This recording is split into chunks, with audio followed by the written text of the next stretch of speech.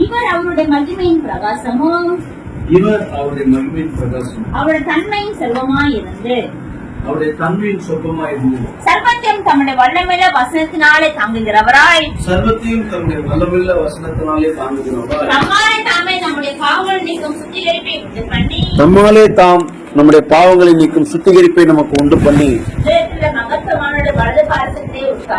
உன்னதத்தில் உள்ள மகத்துவமானவருடைய வலது பார்சத்திலே உட்கார்ந்தார். இவர் அவருடைய மகிமையின் பிரகாசம். இவர் என்று சொன்னால் இயேசு, அவர் என்று சொன்னால் பிதா. இவர் அவருடைய மகிமையின் பிரகாசம் என்றால் இயேசு பிதாவின் மகிமையின் பிரகாசம், அவருடைய தன்மையின் சொரூபம். இயேசு பிதாவினுடைய தன்மையின் சொரூபம். இவர் அவருடைய மகிமையின் பிரகாசமும் தன்மையின் சொரூபமாயிருந்து சர்வத்தையும் தம்முடைய வல்லமையுள்ள வசனத்தினாலே தாங்குகிறவராய் தம்மாலே தாம் நம்முடைய பாவங்களை நீக்கும் சுத்திகரிப்பை உண்டு பண்ணி உன்னதத்தில் உள்ள மகத்துவமானுடைய வலது பார்சத்திலே அவர் போய் உட்கார்ந்தார் என்று சொல்லப்பட்டிருக்கிறது. இது உன்னதத்தில் உள்ள மகத்துவமானுடைய வலது பார்சத்தில் உட்கார்ந்தார் என்பது இந்த 40வது நாளிலே சிஷ்யரோடு பேசிக் கொண்டிருந்தார்ல, அப்ப எடுத்துக்கொள்ளப்பட்டு அப்பதான் உன்னதத்தில் உள்ள மகத்துவமானுடைய வலது பார்சத்திலே போய் உட்கார்ந்தார். இது 40ஆம் நாள்ல இயேசு உயிர்த்தெழுந்து 40 நாள் வரைக்கும் தரிசனம் கொடுத்து 40வது நாள்ல போய் அவர் உன்னதத்தில் உள்ள மகத்துவமானுடைய வலது பார்சத்திலே 40வது நாள்ல போய் அவர் உட்கார்ந்தார் என்று அங்கு சொல்லப்பட்டிருக்கு. ஏற்கனவே இந்த விஷயங்களை எபேசியர்ல 4ஆம் அதிகாரத்திலே நான் உங்களுக்கு சொல்லி இருக்கிறேன். எபேசியர் 4ஆம் அதிகாரத்திலே 7ஆம் வசனம் 8ஆம் வசனத்தை வாசம். ஆதலால் அவர் உன்னதத்துக்கு ஏறி சிறைப்பட்டவர்களை சிறையாக்கி மனுஷர்களுக்கு வரங்களை அளித்தார் என்று சொல்லியிருக்கிறார். அதற்கு முன்னே பூமியின் தாழ்விடங்களில் இறங்கினார் என்று விளங்குகிறது அல்லவா? இறங்கினவரே எல்லாவற்றையும் நிரப்பத்தக்கதாக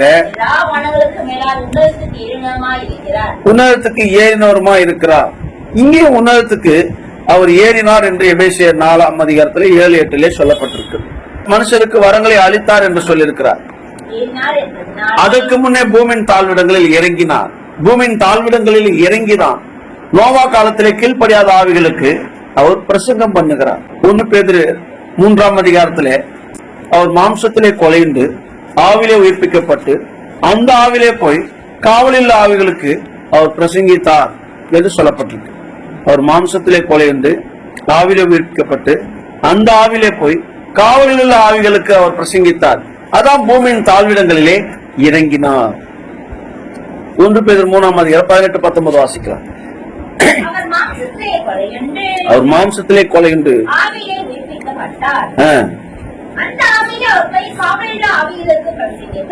காவலில் ஆவிகளுக்கு அவர் போய் பிரசங்கித்தார். அந்த ஆவிலே அவர் போய் காவலில் ஆவிகளுக்கு பிரசங்கித்தார். எந்த ஆவிகளுக்கு?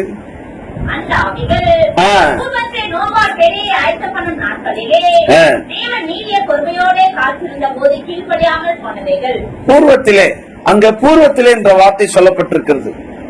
அந்த நோவா காலம் என்று பூர்வ காலம், பூர்வ உலகம், பூர்வ காலத்திலே என்று சொல்லப்பட்டிருக்கிறது. இந்த பூர்வ காலத்திலே கீழ்ப்படியாமற் போனவைகளுக்கு இயேசு அவர் அந்த மாம்சத்திலே கொலைந்து ஆவிலே உயிர்ப்பிக்கப்பட்டு அந்த ஆவிலே போய் இந்த பூர்வத்திலே கீழ்ப்படியாத ஆவிகள் அவர்களுக்கு போய் பிரசங்கம் பண்ணு அவைகளுக்கு போய் பிரசங்கம் பண்ணுகிறார். என்ன பிரசங்கித்தார் என்று நம்ம நியாய தீர்ப்பு குறித்து தான் பிரசங்கித்தார்.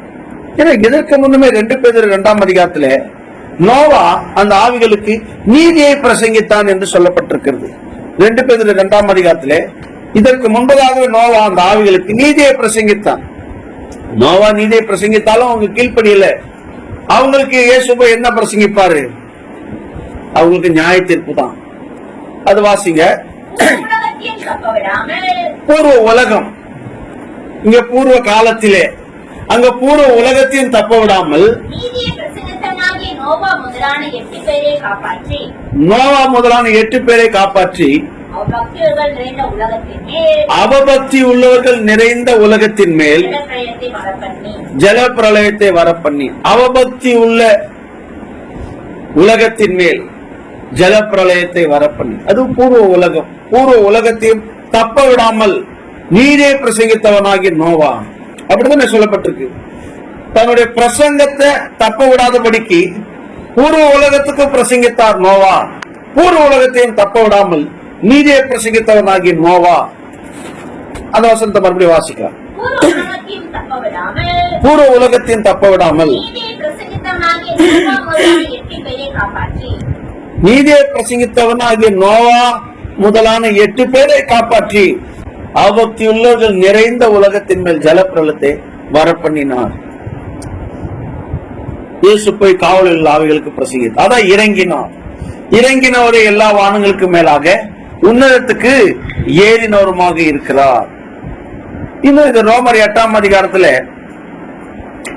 இந்த உன்னதத்துக்கு ஏறினார் என்கிறதுல 8ஆம் அதிகாரத்துல அதை நம்ம சரியான விதத்துல நம்ம இங்க உன்னதத்துக்கு ஏறினார் என்பது 2 முறை சிறைப்பட்டவர்களை சரியாக்கி மேல கொண்டு போய் வச்சுட்டு அதுக்கப்புறம் என்ன பண்றாரு, வந்து தன்னை உயிருள்ளவராக 40 நாள் வரைக்கும் அது அநேகருக்கு தன்னை காட்சி கொடுக்கிறார். ஏன்னா மரியாதை பார்க்கும் பொழுதே சிறைப்பட்டவர்கள் இயேசுவோடு கூட இருக்கிறார்கள். அதுதான் அந்த அம்மா பிளாக் பண்ணிருச்சு. யோவான் 20ஆம் அதிகாரம் 15-16 வசனத்துல இயேசு அப்பதான் உயிர் தெரிந்திருக்கிறார். வெளிப்படுத்தின விசேஷம் 1ஆம் அதிகாரம் 18ல மரித்தேன், இதோ சதா காலம் உயிரோடு இருக்கிறேன் என்கிறார். அவர் மரிச்சிட்டார், ஆனா இப்ப உயிரோடு இருக்கிறார். இதோ சதா காலம் உயிரோடு இருக்கிறேன் என்கிறதுல உடனே உயிர் தெரிந்திருக்கிறார். மரித்தேன், ஆனா இதோ சதா காலம் உயிரோடு இருக்கிறேன் என்கிறதுல அவர் உயிர் தெரிந்த உடனே மரியாள் குறுக்கிட்டு, என் நேசரை எங்கே வைத்தீர்கள்? அவர் தோட்டக்காரர் என்று எண்ணி, ஐயா அவர் வைத்த இடம் உங்களுக்கு தெரிந்தா சொல்லுங்க, நான் போய் எடுத்துக் கொள்ளுகிறேன் என்று அவரிடத்திலே மரியாள் கேட்கிறார். அது யோவான் 20ஆம் அதிகாரம் 15-16 வசனங்களே நாம் படிக்கிறோம். அப்பதான் இந்த சிறைப்பட்டவர்களை சரியாக்கி அவர் உன்னதத்துக்கு ஏறக்கூடிய அந்த நேரத்துலதான் மரியாள் குறுக்கிட்டு அவரை சந்திக்கிறதை இந்த யோவான் 20ஆம் அதிகாரம் 15-16 பார்க்கிறோம். 20-15 தானே. அப்ப அவர் சொல்றாரு, நான் உங்கள் தேவனிடத்திற்கும் என் தேவனிடத்திற்கும் என் பிதாவிடத்திற்கும் உங்கள் பிதாவிடத்திற்கும் என் தேவனிடத்திற்கும் உங்கள் தேவனிடத்திற்கும் நான் போகிறேன் என்று என் சகோதரருக்கு போய் சொல் என்று சொல்லி அதற்கு பிறகுதான் அவர் உன்னதத்துக்கு ஏறி மகத்துவமானுடைய வலது பார்சத்திலே உட்கார்ந்தார். நல்லா புரியுதுங்களா? அவர் உன்னதத்துக்கு ஏறி சிறைப்பட்டுள்ள பூமியின் தாழ்விடங்களில் இறங்கி அந்த காவலில் ஆவிகளுக்கு பிரசங்கித்து மரித்தார். முதல்ல இயேசு என்ன பண்ணிட்டாரு, சிலுவையில மரிச்சிட்டார். மரிச்ச உடனே அடக்கம் பண்றாங்க. அடக்கம் பண்ணணும் மரிச்ச உடனே அந்த ஆவியில போய் காவலில் ஆவிகளுக்கு பிரசங்கம் பண்றாரு. பூமியின் தாழ்விடங்களில் இறங்கி அந்த ஆவிகளுக்கு என்ன பண்றாரு, நியாயத்தை போய் பிரசங்கம் பண்ணி 3ஆம் நாள்ல அந்த உயர்ந்த பாதாளத்துல சிறைப்பட்டிருக்கவங்கள சிறையாக்கிட்டு இப்படி எடுத்துட்டு போற நேரத்துல மரியாள் குறுக்கிட்டு உடனே அவர் மரித்து அப்பதான் 3 மணி வேலை அப்பதான் உயிர் தெரிந்திருக்கிறாரு. உடனே மரியாள் குறுக்கிட்டுட்டான். அப்பதான் சிறைப்பட்டவர்கள் இருக்கிறாங்க பின்னாடி ஒரு கூட்டமே. அவங்கள அப்படி நிக்க வச்சுட்டு இருப்பா இந்த அம்மா வர என்ன பிடிச்சிருச்சு அப்படின்ற இடத்துல அந்த அம்மாட்ட பேசி, நான் என் தேவனிடத்திற்கும் உங்கள் தேவனிடத்திற்கும் என் பிதாவிடத்திற்கும் உங்கள் பிதாவிடத்திற்கு ஏறி போகிறேன், இப்போ என் சகோதரத்தை எல்லாம் சொல்லுமா அப்படின்னு சொன்ன உடனே அந்த அம்மா போனதுக்கு பிறகு சந்தோஷமா அப்புறம் அவர் உன்னதத்துக்கு என்ன பண்றாரு, ஏறி இது ஒரு உன்னதத்துக்கு ஏறி அப்புறம் இவங்களை கொண்டு போய் 1st ஃப்ளோர்லயும் 2nd ஃப்ளோர்லயும் போட்டுட்டு திருப்பி கீழே வந்துடுறாரு. பிதாவை பார்த்துட்டு வந்துடுறாரு. ஒரு அட்டெண்டன்ஸ் போடணும். பிதாவை பார்த்துட்டு உயிர் தெரிந்து பிதாவை பார்த்து ஒரு அட்டெண்டன்ஸ் போட்டுட்டு மறுபடியும் வந்துடுறாரு. 40 நாள் அளவும் தன்னை உயிருள்ளவராக எல்லாருக்கும் திருஷ்டாந்தப்படுத்துகிறாரா. அதுக்கப்புறம் 40ஆவது நாள்ல போய் உன்னதத்தில் உள்ள மகத்துவமானுடைய வலது பார்சத்துல போய் உட்கார்ந்தார். அதுதான் உட்கார்ந்தார். புரியுதுங்களா? இந்த எபிரேயர் 1ஆம் அதிகாரம் 3ஆம் வசனத்துல இவர் என்றால் இயேசு, அவர் என்றால் பிதா. இவர் அவருடைய மகிமையின் பிரகாசமும் தன்மையின் சொரூபமாக இருந்து சர்வத்தையும் தம்முடைய வல்லமில்ல வசனத்தினாலே தாங்குகிறவராய் நம்முடைய பாவங்களை நீக்கும் சுத்திகரிப்பை நம்முடைய பாவங்களை நீக்கும் சுத்திகரிப்பை உண்டு பண்ணி உன்னதத்தில் உள்ள மகத்துவமானுடைய வலது பார்சத்துல போய் உட்கார்ந்தார். அங்கதான் உட்கார்ந்தார்னா எத்தனாவது நாள்ல உட்கார்ந்தார்? அத மாற்றம் மறக்காம வச்சுக்கிடுங்க. உட்கார்ந்தார் 40வது நாள்ல தான் போய் உட்கார்ந்தார். ஏன்னா மரியாதை சந்திக்கும் 3ஆம் நாள்ல போய் உட்கார்ல, 3ஆம் நாள்ல போய் வச்சுட்டு வந்துட்டாரு. சிறைப்பட்டவர்களை சிறையாக்குனது 3ஆம் நாள், சிறைப்பட்டவர்களை சிறையாக்கி தூக்கிட்டு போனது 3ஆம் நாள், உட்கார்ந்தது என்பது 40ஆம் நாள். இப்ப உங்களுக்கு புரியும், இந்த நாள் கணக்கு சொன்னோம்னு உங்களுக்கு ஓரளவுக்கு புரியுது. ஏதோ யோவான் 20ஆம் அதிகாரம் 15, 16, 17 உங்களுக்கு நான் சொல்லிட்டேன். உன்னதத்தில் உள்ள மகத்துவமானுடைய வலது பார்சத்திலே போய் உட்கார்ந்தார்.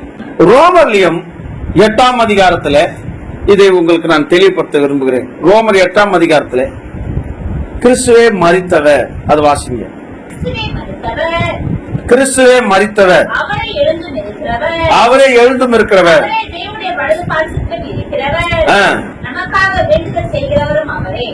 கிறிஸ்துவே மரித்தவர், அவரே எழுந்தும் இருக்கிறவர் என்பது 3ஆம் நாள். அவரே தேவனுடைய வலது பார்சத்திலே வீற்றும் இருக்கிறவர் என்பது 40வது நாள். புரியுதுங்களா?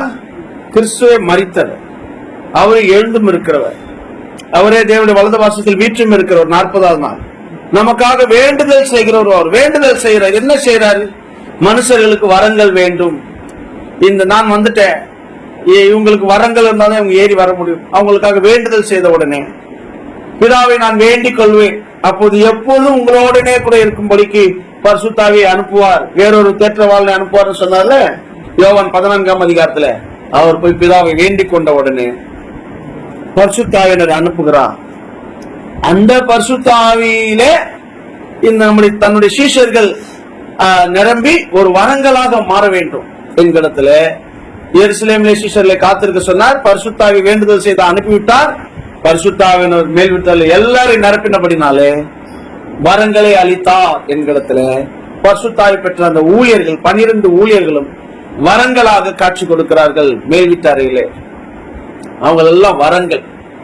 பரிசுத்தாவின் வரம் அப்போஸ்தலர்கள் மேல் இறங்கின உடனே அப்போஸ்தலர்கள் கிறிஸ்துவின் வரமாக காணப்பட்டிருக்கிறார்கள். அப்போஸ்தலர்கள் கிறிஸ்துவின் வரம், இயேசு கிறிஸ்துவின் நாமத்திலே பரிசுத்தாவி நமக்கு ஒரு வரமாக அனுப்பப்பட்டிருக்கிறது.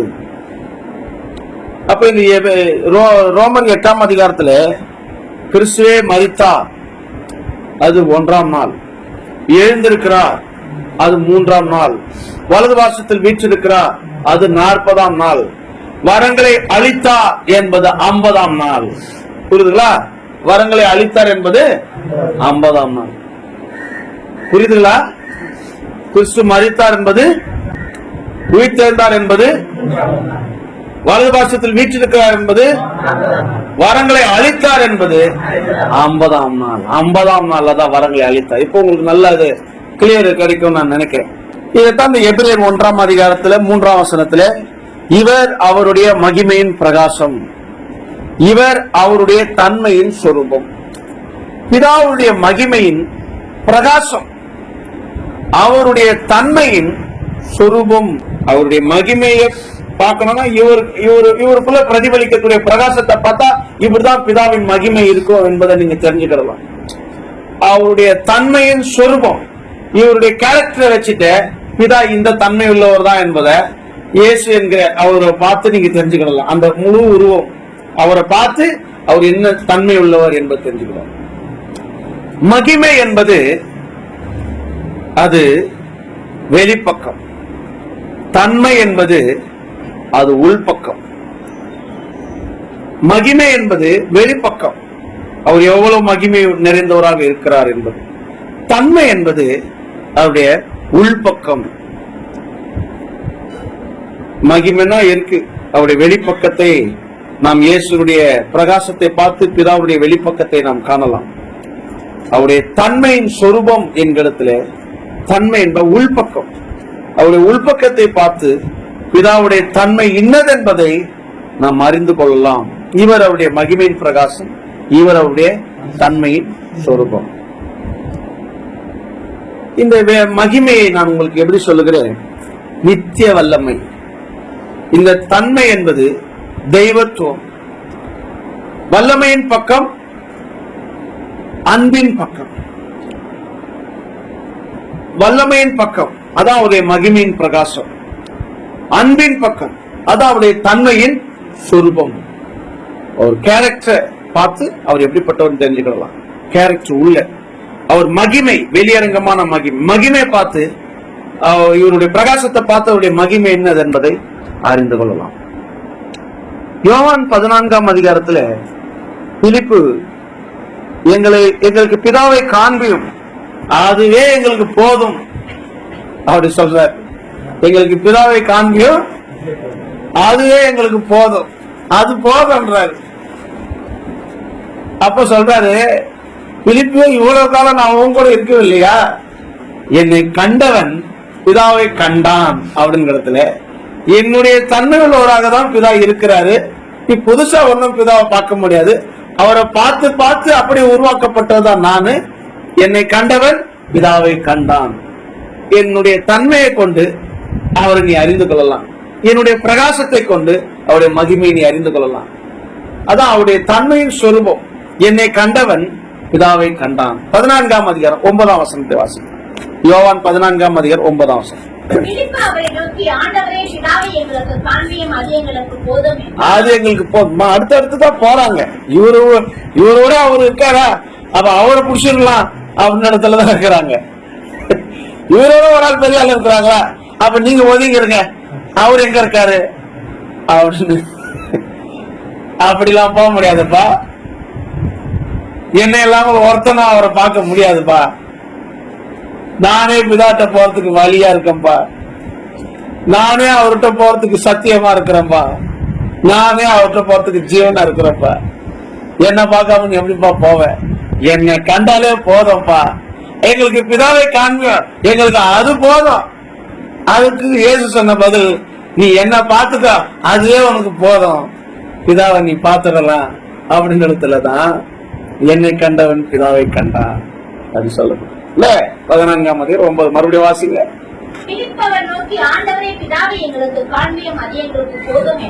ஆண்டவரே எங்களுக்கு பிதாவை காண்பி, அது எங்களுக்கு போதும் என்றான். அதற்கு இயேசு, அதுதான் இவ்வளவு காலம் நான் உங்களுடனே கூட இருந்தும் நீ என்னை அறியவில்லையா? என்னை கண்டவன் பிதாவை கண்டான். என்னை கண்டவன் பிதாவை கண்டான்,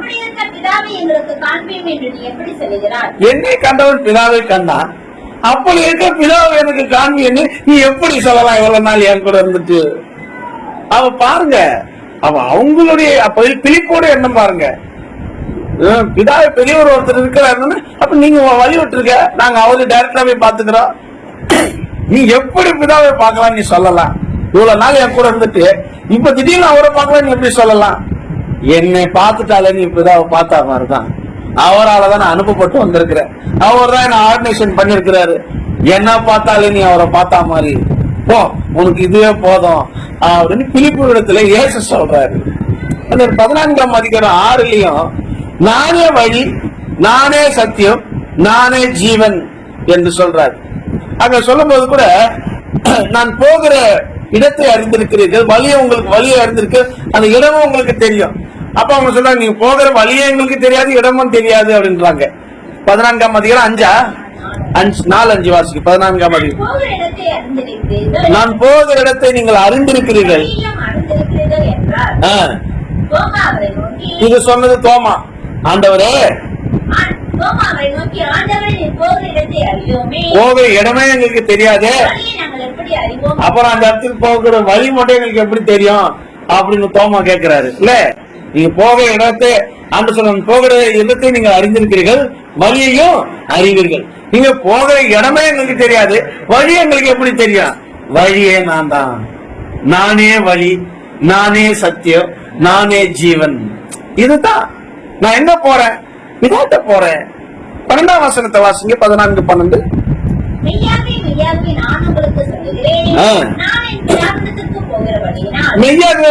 நான் உங்களுக்கு சொல்லுகிறேன், நான் என் பிதாவிடத்துக்கு போகிறபடினால் என்னை விசுவாசிக்கிறவன் நான் செய்கிற கிரியைகளை தானும் செய்வான். இங்கேயும் நான் பிதாவிடத்துக்கு போகிறேன், மெய்யாகவே மெய்யாகவே நான் உங்களுக்கு சொல்கிறேன், நான் என் பிதாவிடத்துக்கு போகிறேன், என்னை விசுவாசிக்கிறவன் நான் செய்த கிரியைகளை செய்வான், இவைகளை பார்க்க பெரியவர்களை செய்வான். 12லயும் அவர் சொல்லியிருக்கிறார். 14ஆம் அதிகாரத்துல 28ஆம் வசனத்தை வாசிங்க. நான் போவேன் என்றும் சொன்னதை கேட்டீர்களே. கேட்டீர்களே. நீங்கள் என்னில் அன்புள்ளவர்களாய் இருந்தால் பிதாவுக்கு போகிறேன் என்று சொன்னதை குறித்து சந்தோஷப்படுவீர்கள். நீங்கள் என்னில் உண்மையாவே அன்பு கூர்ந்தா நான் பிதாவிடத்திலே போகிறேன் என்பதை குறித்து நீங்க வருத்தப்பட மாட்டீங்க, சந்தோஷப்படுவீங்க. என் பிதா என்னிலும் பெரியவராய் இருக்கிறார். சீசர்கள் கிட்ட சொல்லும் போது என்ன பார்த்ததே உனக்கு போதும், ஆனா அதே நேரத்துல என் பிதா என்னிலும் பெரியவராய் இருக்கிறார் என்கிற விஷயத்தை இந்த 28ஆம் வசனத்துல இயேசு பதிவு செய்தார். சரி, போட்டோம். மகிமையின் பிரகாசம் என்று சொன்னா வெளிப்பக்கம், தன்மையின் சொரூபம் என்று சொன்னால் உள்பக்கம். இந்த மகிமையின் பிரகாசம் என்பதுதான் இயேசு கிறிஸ்து சிங்கமாகவும் இருக்கிறார். தன்மையின் சொரூபம் என்கிறதுல அவர் ஆட்டுக்குட்டியாகவும் இருக்கிறார். வல்லமையின் பக்கமா இருக்குது, அன்பின் பக்கமா இருக்குது. வல்லமையின் பக்கத்துல சிங்கம், அன்பின் பக்கத்துல இயேசு ஆட்டுக்குட்டி. வெளிப்படுத்தின 5ஆம் அதிகாரம் 5ஆம் வசனத்துல வல்லமையின் பக்கம், அன்பின் பக்கம். வல்லமையின் பக்கத்துல அவர் சிங்கம், அன்பின் பக்கத்துல அவர் ஆட்டுக்குட்டியாக இருக்கிறார் என்று வெளிப்படுத்தின விசேஷத்துல 5ஆம் அதிகாரம் 5ஆம் வசனம் படிக்கிறோம். நமக்கு வல்லமை வேண்டும், நமக்கு உள்பக்கத்திலே அன்பும் நமக்கு வேண்டும். வெளிப்பக்கத்திலே நமக்கு வல்லமையும் வேண்டும், உள்பக்கத்திலே நமக்கு அன்பும் வேண்டும். வெளிப்பக்கத்தில் இருக்கக்கூடிய சத்துருக்களை வல்லமையை கொண்டு அழிக்க வேண்டும். உள்பக்கத்தில் இருக்கக்கூடிய சத்துருக்களை அன்பை கொண்டே அவங்க கிட்ட இருக்கக்கூடிய ஜென்ம குணத்தை நாம் அழிக்க வேண்டும். நமக்கு வெளியில சத்துருக்கள் இருக்கிறாங்க, அவங்களை நித்திய வல்லமையை போட்டு காலி பண்ணணும். நமக்கு சபைக்குள்ள சத்துருக்கள் இருந்தா அவங்க அன்புக்குள்ளே கொண்டு வந்து அவங்கள அன்புலே காலி பண்ணி அவங்கள ஆதாயப்படுத்திக் கொள்ள வேண்டும். இதான் இவர் அவருடைய மகிமையின் பிரகாசம், தன்மையின் சொர்க்கத்துக்குரிய உபதேச கருத்து. சுற்றிலும் இருக்கக்கூடிய சத்துரு, தாவீதுக்கு வெளியிலே சத்துரு, சகல சத்துரு, சவுலாகிய சத்துரு. இது 2 சத்துருவும் இருக்கிறாங்க தாவீதுக்கு. 18ஆம் சங்கீதம் அடைப்புக்குரிய வாசிங்க. சவுலாகிய சத்துரு, சகல சத்துரு. சகல சத்துருக்கள் என்பது தாவீதுக்கு வெளியில, சவுலாகிய சத்துரு என்பது தாவீதுக்கு உள்ள. அத வாசிங்க. கர்த்தருடைய தாசனாகிய தாவீது இந்த பாட்டின் வார்த்தைகளை கர்த்தர் தன்னுடைய எல்லா சத்துருக்களின் கைகளுக்கும் சவுலின் கைக்கும். அந்த சங்கீதம் 18ஆம் அதிகாரம் எப்படி இருக்கு பாருங்க. நீங்க 18ஆம் சங்கீதத்தை படிச்சு பாருங்க. இந்த 18ஆம் சங்கீதமும் 1 சாமுவேல் 22ஆம் அதிகாரமும் ஒன்னு நினைக்கிறேன். 2 சாமுவேல் 22ஆம் அதிகாரம், 2 சாமுவேல் 22ஆம் அதிகாரம் இருக்குதா? ஆமா, 2 சாமுவேல் 22ஆம் அதிகாரமும் இந்த சங்கீதம் 18ஆம் அதிகாரமும் சங்கீதம் 18 ஒரே விஷயத்தை தான் சொல்லப்பட்டிருக்கும்.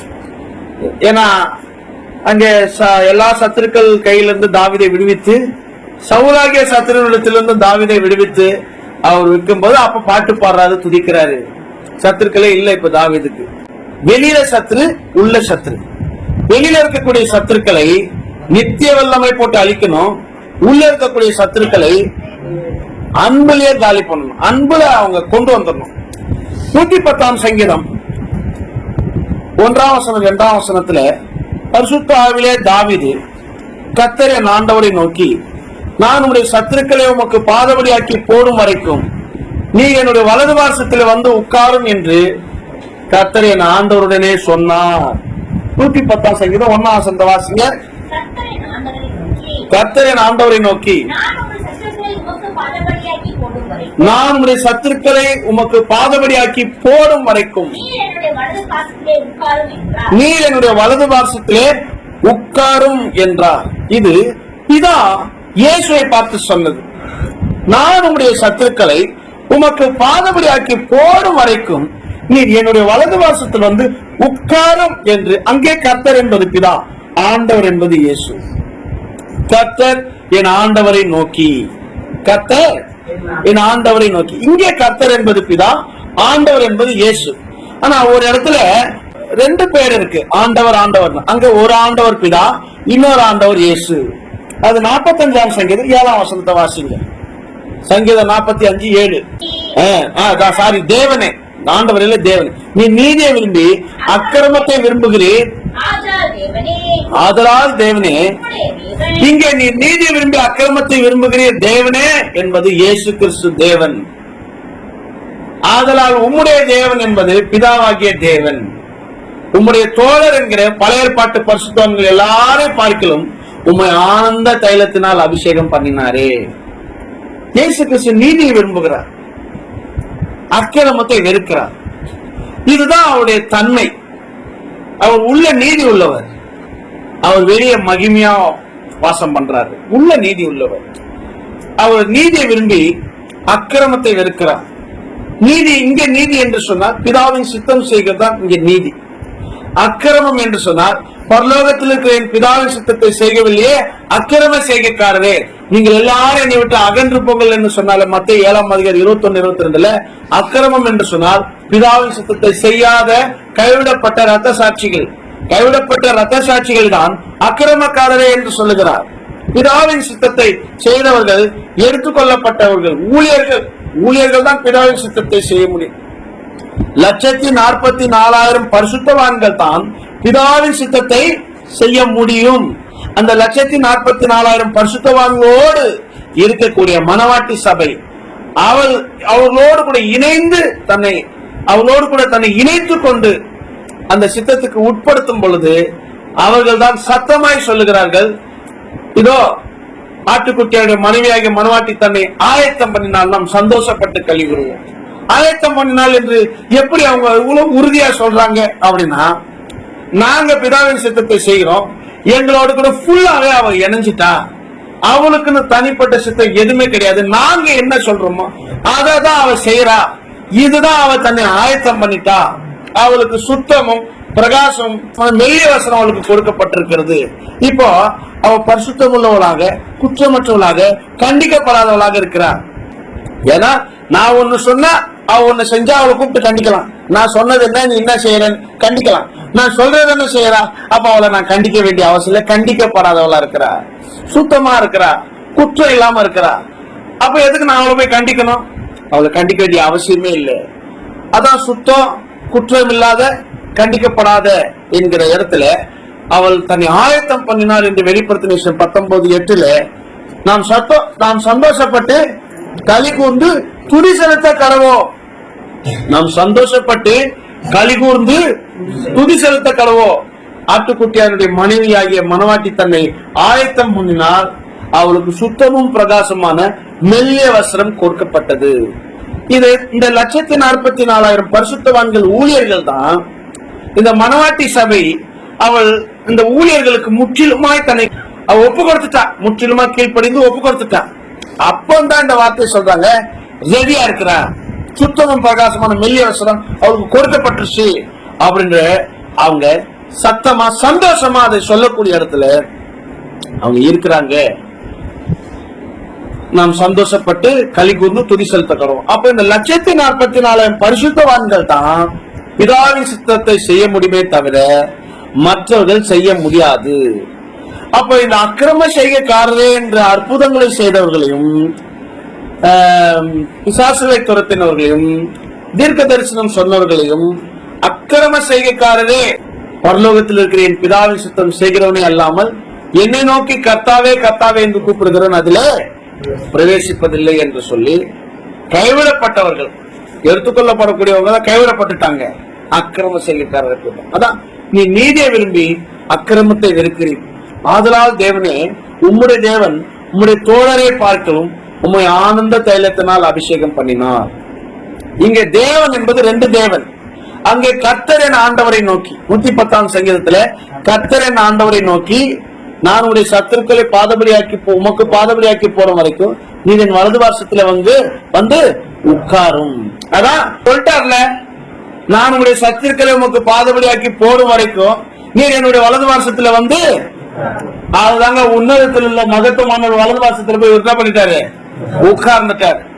அந்த மத்தேயு 22ஆம் அதிகாரத்துல 42ஆம் வசனத்துல பரிசுத்த ஆவியினாலே தாவீது அவரை ஆண்டவர் என்று சொல்லியிருக்க, அவனுக்கு அவர் குமாரனா இருப்பது எப்படி என்று சொல்லுகிறார். மத்தேயு 22:42 வசனம் வாசிங்க. அதற்கு அவர், அப்படியானால் தாவீது பரிசுத்த ஆவியினாலே அவர் ஆண்டவர் என்று சொல்லியிருக்கிறது எப்படி? அப்படியானால் தாவீது அவரை பரிசுத்த ஆவியினால ஆண்டவர் என்று சொல்லியிருக்கிறது எப்படி? எப்படி எனில், நான் சட்டத்தை உங்க பாதபடியாக்கி போடும் வரைக்கும் நீருடைய வலது பாசத்தில் உட்காரும் என்று கர்த்தரின் ஆண்டவரோட சொன்னார் என்று சொல்லியிருக்கிறானே. கர்த்தரின் ஆண்டவருடனே சொன்னார் என்று சொல்லியிருக்கிறானே, அந்த ஆண்டவர் நான் தான், அந்த கர்த்தர் என் பிதா தான் சொன்னது தாவீது.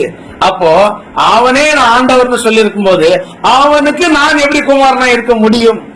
அப்ப அவனுக்கு குமாரனா நான் இருக்கிறேன் என்று சொன்ன வார்த்தை மத்தேயு 1:1 இருக்குதே, ஆபிரகாமின் குமாரனாகிய தாவீதின் குமாரனாகிய இயேசுன்னு. அந்த ஆபிரகாமின் குமாரன் தாவீதின் குமாரன் என்ற வம்ச அட்டவணையில் ஒரு இடம் பெற்றாதான் தாவீதின் சிங்காசனம் 1000 வருஷம் அவருக்கு கிடைக்கும். 1000 வருட அரசாட்சியில் அவர் ஆட்சி செய்யறதுக்கு தான் அவர் தாவீதின் குமாரன், அவர் ஆபிரகாமின் குமாரன். 1000 வருடத்துல அவர் போய் என்ன பண்ணா, 1000 வருட அரசாட்சியில அவருடைய பிதாவாகிய தாவீதின் சிங்காசனம் கிடைக்கும்னு சொல்லப்பட்டிருக்குது. லூக்கா 1:31-32 அவருடைய பிதாவாகிய தாவீதின் சிங்காசனம் கிடைக்குன்னு. அந்த சிங்காசனம் 1000 வருஷத்துல கிடைக்கணும்ன்றதுக்காகத்தான் அவர் ஆபிரகாமின் குமாரன் என்று தாவீதின் குமாரன் என்று அழைக்கப்படுகிறார். மற்றபடி அவர் பிதாவின் குமாரன் தான், பிதாவின் குமாரன் தான். அவருடைய மகிமையின் பிரகாசம், அவருடைய தன்மையின் சொர்க்கம். அப்ப தாவீது கோத்திரத்துல ஆட்சி மாறவே இல்லை. தாவீதுடைய கோத்திரத்துல ஆட்சி மாறல. தாவீதுக்கு அப்புறம் சாலமன் ஆட்சி பண்றாரு அந்த சிங்காசனத்துல. சாலமனுக்கு அப்புறம் ரெகபயாம் ஆட்சி பண்றாரு. ரெகபயாமுக்கு அப்புறம் யார் ஆட்சி பண்றது? ஆசா, அபியாம். ரெகபயாமுக்கு அப்புறம் அபியாம், அபியாமுக்கு அப்புறம் ஆசா, ஆசாக்கு அப்புறம் யோசபாத், யோசபாத்க்கு அப்புறம் யோராம், யோராம்க்கு அப்புறம் அகசியா, அகசியாக்கு அப்புறம் யோவாஸ், யோவாஸ்க்கு அப்புறம் அமத்சியா, அமத்சியாக்கு அப்புறம் உசியா, உசியாக்கு அப்புறம் யோதாம், யோதாம்க்கு அப்புறம் ஆகாஸ், ஆகாஸ்க்கு அப்புறம் மனாசே, மனாசேக்கு எசேக்கியா, எசேக்கியாக்கு அப்புறம் மனாசே, மனாசேக்கு அப்புறம் ஆமோன், ஆமோன் குமாரன் யோசியா, அதுக்கப்புறம் யோவாஸ், அதுக்கப்புறம் யோவகாஸ், அதுக்கப்புறம் யோவாஸ், அதுக்கப்புறம் சிதேக்கியா, யோயாக்கீம், யோயாக்கீம், சிதேக்கியா. இதுக்கப்புறம் கடைசியா அந்த தாவீதுடைய வம்சத்துல யாருக்கு சேர் கிடைக்கல சிங்காசனம். தாவீதுக்கு அப்புறம் இவங்க எல்லாம் குமாரர்களை கன்சிடர் பண்ணல, இவங்க தாவீதின் வழிகள் நடக்கல. முதல் குமாரன் சாலமோன், 2ஆம் குமாரன் யோசபாத், 3ஆம் குமாரன் யோசியா, 4ஆம் குமாரன் அந்த வம்ச அட்டவணையில தாவீதின் வழியில நடக்கு இயேசு. அவருக்கு 1000 வருடம் அந்த சிங்காசனம் அங்க கிடைக்குது. அதுக்கு அவர் தாவீதின் குமாரன் என்று அழைக்க. அதுக்குதான் ஆபிரகாமின் குமாரன் தாவீதின் குமாரன் சொன்னாதான் சிங்காசனம் கிடைக்கும், த்ரோன் கிடைக்கும், 1000 வருட அரசாட்சி செய்யறதுக்கு. மற்றபடி அவர் பிதாவின் குமாரன் தான் அப்படின்றத நீங்க தெரிந்து கொள்ளும். லேவி கோத்திரத்தாரா அவர் உரிமை பாராட்டிக்கிட முடியாது. மரியாள் லேவி கோத்திரம் இல்ல, அவர் மரியாளின் குமாரன் என்று லேவி மரியாளும் சொல்ல முடியாது அவர் என்னுடைய குமாரன். அவர் அதையும் ரிஜெக்ட் பண்றார். ஸ்ரீயே உனக்கும் எனக்கும் என்ன, நீயே எனக்கு மேல் வீட்டர்ல மனவாட்டியா வரப்போற அப்படின்ற இடத்துல ஸ்ரீயே உனக்கு எனக்கு என்ன, அவருடைய வம்சத்தை யாரால் சொல்லி முடியும்? அவர் பூமியிலிருந்து அறுப்புண்டு போனாரே, அவர் வம்சத்தை யாராலுமே சொல்ல முடியும். நீங்க ஆபிரகாமையும் குமாரன் தாவீதின் குமாரனும் சொல்ல முடியாது. யோசேப்புக்கும் கணக்கு இல்லை. ஏன்னா யோசேப்பு கூடி வர்றதுக்கு முன்னாடி இவர் பரிசுத்த ஆவியில போய் அங்க கூடி போயிட்டாரு. யோசேப்பு மரியாளுக்கு கூடி வரும் முன்னே பரிசுத்த ஆவியானவர் இயேசு அங்க கர்ப்பத்துல கூடி வர செஞ்சுட்டாரு அப்படின்றதுல யோசேப்புக்கும் இயேசுக்கும் எந்த சம்பந்தம் இல்ல. யோசேப்பு யூதா கோத்திரம், அவருக்கும் இவருக்கும் எந்த சம்பந்தம் இல்ல. லேவி கோத்திரம், அவங்களுக்கு இங்க எங்க சம்பந்தம் இல்ல. மரியாளுக்கு மட்டும் ஒரு சம்பந்தம் இருக்குது இல்ல பரிசுத்த ஆவியில. ஏன்னா ஒரு ஆசாரியன் ஒரு கன்னிகையை தான் விவாகம் பண்ண வேண்டும் என்று லேவியராகமம் 21ஆம் அதிகாரம் 14ஆம் வசனத்துல சொல்லப்பட்டிருக்கு. அதனால உன்னதமான ஆசாரியன் என்பது பரிசுத்த ஆவியானவர் தான். அந்த பரிசுத்த ஆவியில இயேசு அங்க கர்ப்பம் தரிக்கப்படுறார் என்கிறதுல, அதுக்கப்புறம் இப்ப பரிசுத்த ஆவியில இயேசு கர்ப்பம் தரிக்கப்படுறார். மரியாள் பரிசுத்த ஆவி பெற்றதுக்கு அப்புறம் அவள் மனவாட்டியா போறதுக்கு கர்ப்பம் தரிக்கணும். மனவாட்டியா போறதுக்கு கர்ப்ப வேதனை படணும் அப்படின்ற இடத்துல இப்ப இயேசு மரியாளுடைய வயிற்றுல கர்ப்பம் தரிக்கிறாரு பரிசுத்த ஆவியில. அதனாலதான் ஒரு கன்னிகை தெரிந்து கொண்டார். ஏன்னா ஆசாரியர் ஒரு கன்னிகை தான் என்ன பண்ணணும், விவாகம் பண்ண வேண்டும். ஆசாரியர் ஒரு கன்னிகை தான் விவாகம் பண்ண வேண்டும். அதனாலதான் பரிசுத்த ஆவியிலே அங்க ஒரு உற்பத்தி ஆகிறாரு. இப்போ யோசேப்புக்கு எந்த கனெக்ஷன் கிடையாது. பரிசுத்த ஆவியில மரியாள் கிட்ட இருந்தனால மரியாளுக்கும் அவருக்கும் மட்டும்தான் கனெக்ஷன். அது கூட மரியாள் மேல் வீட்டார்ல 120 பேர் கூடி வரும்போது மரியாள் தனக்கு மனவாட்டியா மாற போறாளே பரிசுத்தாய் பெறும் பொழுது, இந்த கன்னிகை பரிசுத்தாய் பெற்று அவருக்கு மனவாட்டியே மாற போறாளே, அதனால ஸ்ரீயே உனக்கும் எனக்கும் என்ன அப்படின்ற இடத்துல மேல் வீட்டார்ல பரிசுத்தாய் பெறும்போது மரியாளுடைய புருஷன் யோசேப்பு மரிச்சிட்டார். மரிச்சதுக்கு அப்புறம் மரியாள் கிறிஸ்து என்கிற ஒரே புருஷனுக்கு கற்புள்ள கன்னியாக மேல் வீட்டாரில இங்க மரியாள் நியமிக்கப்படுகிறார். அவருக்கும் மரியாளுக்கும் தான் கனெக்ஷன். அது கூட மேல் வீட்டாரில இவன் அவருக்கு மனவாட்டியா மாறிட்டான். அப்ப அவருடைய வம்சத்தை யாராலும் சொல்லி முடியாது. அதனால தாவீது அவரை ஆண்டவர் சொல்லியிருக்க, அவனுக்கு அவர் குமாரனா இருப்பது எப்படி என்கிற விஷயத்தை தான் இந்த மத்தேயு 22:42 சொல்றார். அப்ப இந்த 110ஆம் சங்கீதத்துல ஆண்டவர் என்று சொல்லப்பட்டிருக்கிறது, அது இயேசு. கர்த்தர் என்று சொல்லப்பட்டிருக்கு, அது பிதா. 45ஆம் சங்கீதம் 7ஆம் வசனத்துல நீ நீதியை விரும்பி அக்கிரமத்தை வெறுக்கிறேன் தேவனே என்று தாவீது சொல்றாரு. அந்த முதல் தேவன் இயேசு. ஆதலால் உம்முடைய தேவன் பிதா, உம்முடைய தோழர் பழைய ஏற்பாட்டு பரிசுத்தவான்கள் எல்லாரும் பார்க்கலாம் உம்மை ஆனந்த தைலத்தினால் அபிஷேகம். ஆனந்த தைலமான அபிஷேகம் எதுக்குன்னா பாடுபடுகிறதுல ஒரு சந்தோஷம். அதான் ஆனந்த தைலமுள்ள அபிஷேகம்.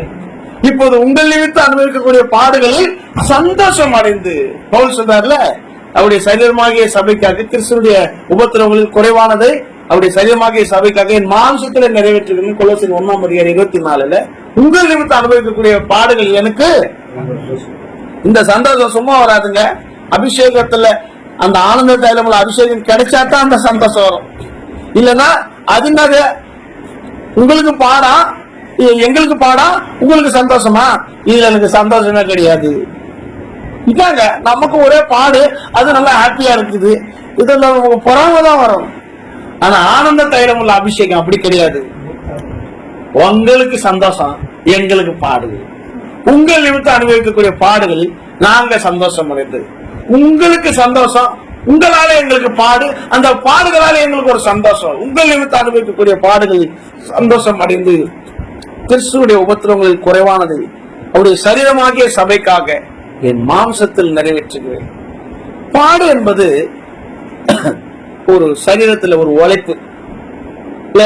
நேற்று ஒரு பிரசங்கம், காலையில மதியானம் ஒரு பிரசங்கம், சாயங்காலம் ஒரு பிரசங்கம், அப்புறம் அந்த ஊர்ல போய் பிரசங்கம், அப்புறம் இந்த ஊர்ல போய் பிரசங்கம், இதெல்லாம் போறது வர்றது டயர்டா ஆயிடுதுல. இதெல்லாம் என்னது? பாடு. இந்த பாடுகளின் மத்தியில மாம்சத்திலே நிறைவேற்றுகிறேன் உபத்திரவங்களை. உபத்திரவம் என்பது ஸ்ட்ரெஸ், மென்டல் டார்ச்சர். இவ்வளவு தூரம் பிரயாசப்பட்டு போனா அங்க ஒருத்தன் பிரசங்கம் பண்ண விட மாட்டாங்க, இந்த ஏரியாக்கு நீ வரக்கூடாது. அதுதான் உபத்திரவம். பாடு என்பது வெளிப்பக்கம், உபத்திரவம் என்பது உள்பக்கம். இது ரெண்டுத்தையும் அவருடைய சரீரமாகிய சபைக்கு நான் என்ன பண்றேன், அனுபவிக்கிறேன் என்பதை தான் இந்த கொலோசியர் 1:24 சொல்றாரு. அப்போ வெளிப்பக்கம் அந்த பாடுக்கு ஒரு மகிமை இருக்குது. இக்காலத்து பாடு இனி வெளிப்பட போகிற மகிமைக்கு. அப்ப இயேசு வெளிப்பக்கம் மகிமை அனுபவிக்கிறார். நான் வெளிப்பக்கம் அவ்வளவு பாடு இருந்துச்சு, உள்பக்கம் அவ்வளவு உபத்திரவம் இருந்தது அவருக்கு. அந்த பிதாவின் சற்குணத்துல போட்டு அந்த உபத்திரவத்தை, அந்த ஸ்ட்ரெஸ் அவர் சகிச்சிட்டாரு. 110ஆம் சங்கீதத்துல நான் உடைய சத்துருக்களை உமக்கு பாதபடியாக்கி போடும் வரைக்கும் நீ என்னுடைய வலது வாசத்துல வந்து உட்காரும் என்று கர்த்தர் என் ஆண்டவருடனே சொன்னார். இப்போ அது வரைக்கும் அவர் வலது வாசத்துல என்ன பண்ணுவாரு, உட்கார்ந்திருப்பார். யாரு? பிதா தம்முடைய அவருடைய சத்துருக்களை பாதபடியாக்கி போடுகிற வரைக்கும் அவருடைய வலது வாசத்துல அவர் போய் என்ன பண்ணுவாரு, உட்கார்ந்திருப்பார். அதுக்கப்புறம் என்ன நடக்கிறதுனா, எல்லா சத்துருக்களையும் முறியடிச்சதுக்கு அப்புறம் பிதா அவரே பெரியவரா இருக்கட்டும் என்று சொல்லி கீழ்படுத்தின பிதாவுக்கு இயேசு வந்து கீழ்பட்டுருவாங்க. இது 1 கொரிந்தியர் 15ஆம் அதிகாரம் 24ஆம் வசனத்திலிருந்து வாசம். 1 கொரிந்தியர் 15ஆம் அதிகாரம்.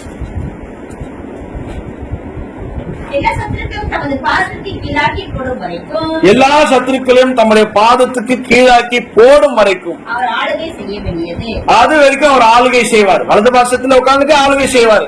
எல்லா சத்துருக்களையும் அவர் பாதபடியாக்கி போடும் வரைக்கும் அவர் ஆளுகை செய்ய வேண்டியதா இருக்கிறது. கடைசி சத்துரு யாருன்னா மரணங்க. கடைசி சத்துரு என்னது? மரணம். மரணம் என்பதுதான் கடைசி சத்துரு. வெளிப்படுத்தின 20:10 மரணத்துக்கு அதிகாரி இவன் தான், அவனையும் முடிச்சுட்டாரு. வெளிப்படுத்தின 20:10 கடைசியில, வெளிப்படுத்தின 20 கடைசியில மரணம் பாதாளம் அக்கினி கடல்ல தள்ளப்பட்டது. எல்லா சத்துருக்களையும் பரிகரிச்சாச்சு. இப்ப சத்துருக்களே கிடையாது, முடிஞ்சிச்சே, யாருமே கிடையாது. 19ஆம் அதிகாரத்துல அந்தி கிறிஸ்து அவனுடைய மனவாட்டியை போட்டு தள்ளியாச்சு. இயேசு கிறிஸ்து மனவாட்டியம் வந்து அந்தி கிறிஸ்துவனுடைய மனவாட்டியை போட்டு தள்ளியாச்சு 19, 20, 21. அதுக்கப்புறம் 20, 1, 2 1000 இந்த பாம்பை பிடிச்சி ஜெயில போட்டாச்சு. அவருடைய பிதாவின் சிங்காசனம், தாவீதின் சிங்காசனம் கிடைக்கணும்ன்றதுக்கு தாவீதின் குமாரன் வந்தார்ல, அதுக்கு ஒரு 1000 ஆட்சி செஞ்சுட்டாரு. ஆட்சியே முடிஞ்சிருச்சு. ஆட்சி முடிஞ்ச உடனே இங்க ஒரு சத்துரு இன்னும் முழுசா அழியலையே, ரிமாண்ட் தானே பண்ணிருக்கிறாங்க, இவனை தூக்கு மேடையில போடணுமே அப்படிங்கறதுல ஓட விட்டு சுட்டு அக்கினி கடல்ல போட்டாச்சு. அதுக்கப்புறம் மரணம் பாதாளம் என்ற பிளேஸ் இருக்குல்ல, செத்தவங்க எல்லாம் இங்க போனோம், அந்த பிளேஸையே காலி பண்றாரு. மரணம் பாதாளம் அக்கினி கடலிலே தள்ளப்பட்டது. இப்போ எதுவுமே கிடையாது, எல்லாத்தையும் பரிகரிச்சாச்சு. பரிகரிக்கப்படும் கடைசி சத்துரு இப்போ புதிய பூமி, புதிய வானம், புதிய எருசலேம் எங்க வருதா? இதான் பிதாவின் ராஜ்யம். இங்க தேவனே எல்லாவற்றிலும் பெரியவராய் இருக்கும்படிக்கு குமாரன் தாமே கீழ்படுத்தின பிதாவுக்கு அதுக்கு முன்னாடி பரலோகத்துல அவர் எப்படி இருந்தாரோ, நித்தமா ஒரு மனமகிழ்ச்சியா இருந்தால, நீதிமொழி 8:30 அவர் சமூகத்துல களி கூர்ந்தார்ல, அவரு மனமகிழ்ச்சியா இருந்தார்ல, அவர் செல்ல பிள்ளையா இருந்தார்ல, அப்படியே போய் ஆயிட்டார். எல்லா வேலையும் முடிச்சிட்டார். அங்க இருந்து வந்து எல்லா வேலையும் முடிச்சுட்டு திட்டத்தை, பிதாவின் மனதில் இருக்கிற திட்டத்தை நிறைவேற்றி லாக் ஆஃப் 44,000 அதோடு சேர்ந்து மனவாட்டி எல்லாம் அவருக்கு கெயின். முதல்ல திட்டம் என்னது? 1,44,000 என்பதுதான் ஏதேன்ல இருக்கக்கூடிய திட்டம். இந்த பிசாசு ஆதாம் ஏவாளை வஞ்சித்த உடனே அவருக்கு ஒரு கொண்டாட்டம். அந்த 1,44,000 திட்டத்தை நிறைவேற்றவே இல்லை. ஆனா ஒரு 4000 ஆண்டு கொஞ்சம் இழுத்துருச்சு இல்ல, 4000 ஆண்டு இழுத்துருச்சு இயேசு கிறிஸ்து வரத்துக்கு. அவர் வந்து ஒரு 33 வருஷம், 4033 வருஷம் அதுல அவர் மறிச்சிட்டாரு. அதுக்கப்புறம் 4033 வருஷத்துல ஒரு 50 நாள் கழிச்சு பரிசுத்தாவினர் வந்துட்டாரு. அதுல இருந்து அந்த பணி மறுபடியும் தொடங்குது. சீயோனின் பணி என்ன பண்ணுது? தொடங்குது. சீயோனின் பணி இது வரைக்கும் நடக்கலையே. இந்த 4033 வருஷத்துக்கு பிறகுதான் சீயோனின் பணி தொடங்குது. இப்ப அந்த பணி நடந்துட்டு இருக்கு. அந்த சீயோனை கட்டிட்டாருன்னா முடிச்சு மகிமையில என்ன பண்றாரு? வெளிப்பட்டுருவாரு. இப்போ அன்னைக்குனாவது 1,44,000 பரிசுத்தவான்கள் மட்டும்தான் போயிருப்பாங்க. இப்போ மனவாட்டி சபையும் ஏற்படுத்திட்டு இவ்வளவு நாள் அது தள்ளி போனதுல நமக்கு ஒரு கெயின் வேணுமே அப்படின்னு கிறிஸ்துவுக்கு ஒரு மனவாட்டி அவர் என்ன பண்ணிட்டாரு? ஏற்படுத்தி பெரிய கூட்டமே. இந்தியா எவ்வளவு பெருசோ அதை விட பெருசுன்றாங்க எருசலேம். அவ்வளவு பெரிய மனவாட்டி சபை ஏற்படுத்திட்டாருன்னா இவ்வளவு காலம் தாமதமானதுக்கு கடவுள் கெயின் ஆக்கிட்டாரு. அது புரியுதுங்களா? பிசாசு என்ன பண்ணாலும் அது ஆண்டவர் அதை டபுள் மடங்கு கெயினா தான் ஆக்கிடுவாரு. என்ன உங்களை ஏமாத்தி கொண்டு வந்தாலும் உங்களுக்கு 2 தான் அது கிடைக்கும், 2 மடங்கா தான் கிடைக்கும். யோபுவை ஏமாத்தி யோபு மேல எரிச்சல் அடைஞ்சு அவனுக்கு உரியது எல்லாத்தையும் பிடிக்கிட்டான் பிசாசு. அநியாயமா அவன் வாழ்க்கைக்குள்ள என்ட்ராயி எல்லாத்தையும் யோபு கிட்ட திருண்டு போயிட்டான். யோபு நியாயமா சம்பாதிச்சபடினால 2 மடங்கு அவன் ஒரு உதச்சிட்டு போடா பாரு என் பிள்ளை எவ்வளவு உத்தமமா அவனுக்கு 2 மடங்கு ஆசீர்வாதத்தை கொடுத்துட்டாரு. கர்த்தர் நம்ம இழந்து போனதை ரெட்டிப்பா கொடுக்கக்கூடிய இடத்துல அவர் இருக்கிறார். 2 மடங்கு கொடுத்துட்டாரு யோபுக்கு இழந்து போனதெல்லாம். அன்னைக்கு நான் 1,44,000 ஏதேன்ல முடிஞ்சிருக்கோம். அது இழுத்தடிச்சதுனால பெரிய மனவாட்டி கூட்டமே என்ன பண்ணுது? ஆயத்தமாக்கப்பட்டிருக்கு. அது மத்தியிலும் புதிய பூமியும் அதுல ஒரு கிரௌடு சேர்றாங்க, புதிய வானமும் சேர்றாங்க. இப்ப பாருங்க, பிசாச இவ்வளவு வெக்கப்படுத்திட்டாரு கடவுள். அவன் என்ன, நான் திட்டத்தை தள்ளி போட்டது என்ன, கூடுமான வரைக்கும் எவ்வளவு பேரை இழுத்து முடிக்க முடியுமோ எல்லாத்தையும் தூக்கிட்டாரு கடவுள். இல்ல, புதிய பூமியில ஒரு பெரிய கிரௌடு, புதிய வானத்துல ஒரு கிரௌடு, கூடுமான வரைக்கும் எல்லாரையும் தேவன் மீட்டு எடுத்திருக்கிறாரு. அதான் சவுலாகிய சத்துரு. சவுலாகிய சத்துரு என்பது உள்ளே, சகல சத்துரு என்பது வெளியே. வெளியில இருக்கிற சத்துருக்களை நித்திய வல்லமை போட்டு அடிச்சாரு. ஆனா சவுலை நித்திய வல்லமை போட்டு அடிச்சாரா தாவீது? அன்பு கூர்ந்தாரு. நான் செத்த நாய், தெல்லு பூச்சி, என்னையா தாழ்த்துறாரு. தன்னுடைய திவ்ய சுபாவத்தை கொண்டு அவனை முறியடிக்கிறார். அவன் உடனே சொல்றான், என்ன சொல்றான்? தாவீதே, இது என் குமாரனாகிய தாவீதின் சத்தம் அல்லவா? நீ கர்த்தரால் ஆசீர்வதிக்கப்பட்டிருப்பா. ஒரு சத்துருவ தாவீதை வந்து வாழ்த்தக்கூடிய ஆசீர்வாதம் கிடைக்கிறது. 1 சாமுவேல் 26ஆம் அதிகாரம் கடைசி வசனத்துல அங்கே சவுல் தாவீதை ஆசீர்வதிக்கக்கூடிய ஆசீர்வாதமாக இருக்குது. 1 சாமுவேல் 26 கடைசி வசனம் வாசிங்க. அப்பொழுது சவுல் தாவீதை நோக்கி, என் குமாரனாகிய தாவீதே, நீ ஆசீர்வதிக்கப்பட்டவன். பெரிய காரியங்களை செய்வாய். யாப்பா, இதெல்லாம் பாருங்க, இது ஒரு வாக்குத்தத்தமா எடுத்துக்கங்க. உங்க எதிரிகளே உங்ககிட்ட வந்து, எப்பா நீ ஆசீர்வதிக்கப்பட்டவன், நீ பெரிய காரியங்களை செய்வா, மென்மேலும் பலப்படுவாய், மென்மேலும் பலப்படுவாய் என்றான். தாவீது தன் வழியே போனான். சவுலும் தன் தரத்திற்கு திரும்பினான். அதுதான் ஒரு சத்துருவே அவரை ஆசீர்வதிச்சு வாழ்த்திட்டு போயிட்டாரு. இங்க இருக்கக்கூடிய தேவ தூதர்கள் மனிதனுக்கு விரோதமா நம்ம எழும்பி சத்துருவாயிடக்கூடாது என்பதற்காக வாழ்த்திட்டு போயிட்டாங்க. உன்னதத்தில் இருக்கிற தேவனுக்கு மகிமை, பூமியில சமாதானம், மனுஷன் மேல் பிரியம் உண்டாவதாக வாழ்த்திட்டு போயிட்டாங்க. அந்த பரிகரிக்கப்படும் கடைசி சத்துரு மரணம். அந்த மரணத்தை பரிகரிக்கிற வரைக்கும் அவர் வலது வாசத்துல உட்கார்ந்துகிட்டே இருப்பார். அது வரைக்கும் பிதா எல்லாத்தையும் முறியடிச்சுக்கிட்டே இருப்பார். எல்லாத்தையும் முறியடிச்சதுக்கு அப்புறம் தேவனும் பிதாவுமா இருக்கிறவருக்கு இவர் ராஜ்யத்தை ஒப்பு கொடுத்து கீழ்படுத்தின பிதாவுக்கு கீழ்பட்டிருப்பா. அதான் அவருடைய மகிமையின் பிரகாசம், அவருடைய தன்மையின் சுபமா இருந்து சகலத்தையும் தம்முடைய வல்லமையுள்ள வசனத்தினாலே தாங்குகிறவராய் இருந்து சகல சத்துருக்களையும் அவர் முறியடித்து அதுக்கப்புறம் தேவனும் பிதாவுமா இருக்கிறவருக்கு ராஜ்யத்தை ஒப்பு கொடுப்பார். அது வரைக்கும் அவர் உன்னதத்துல மகத்துவமான வலது பாசத்துல போய் உட்கார்ந்தா என்ற கருத்தை அதோடு நான் முடிக்கிறேன். 1 மணி நேரம் ஆயிடுச்சு. கர்த்தருக்கு ஸ்தோத்திரம். முழங்கால் படிப்பு எபிரேயர் 1ஆம் அதிகாரம் 3ஆம் வசனத்துக்கு நம்ம ஒப்பு கொடுப்போம். அவருடைய மகிமையின் பிரகாசம், அவருடைய தன்மையின் சொரூபம்.